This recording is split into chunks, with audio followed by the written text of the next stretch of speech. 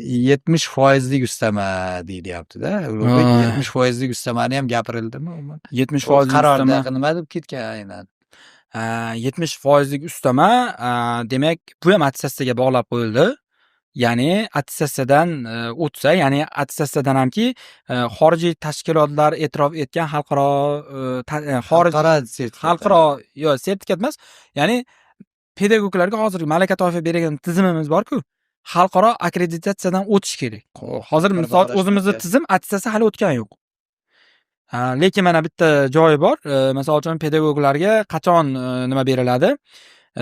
Sharti bor, Isroil aka. Birinchi sharti pedagog xodim o'sha attestatsiyada 86 va undan yuqori ball olgan bo'lish kerak. Olish kerak va o'sha o'qituvchi birinchi yoki oliy toifaga ega bo'lish kerak. Qarang, men bir boshdan tushuntiraman.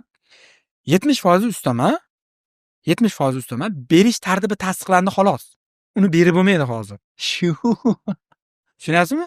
70% ustama berish tartibi tasdiqlandi. Hamma joyda gapirib tashladi-yu, 70% beramiz endi o'qituvchilarga. Gapirib tashladi. Xabar. Mana Vazirlar Mahkamasini 130 sonli qarorda, mana boya 28-fevral kuni tasdiqlangan Vazirlar Mahkamasining 130 sonli qarori bilan 572 ga o'zgartirish kiritib, 70% ustama berish tartibi tasdiqlandi. Berish mumkin, lekin berish mumkin emas. Xuddi psixologlar holatida, mana 70% berish mumkin.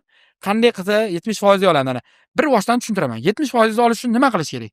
Attestatsiyada qatnashish kerak, 86 va undan yuqori ballni olish kerak o'qituvchi, yo oliy va birinchi malaka toifasiga ega bo'lish kerak. Bo'ldi. Mana shu sharti.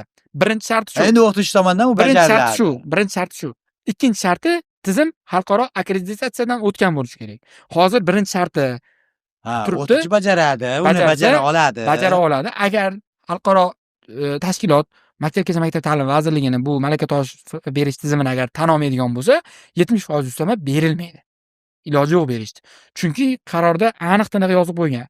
Xalqaro tashkilotlar tomonidan tan olingan sertifikatga ega bo'lish kerak o'qituvchi.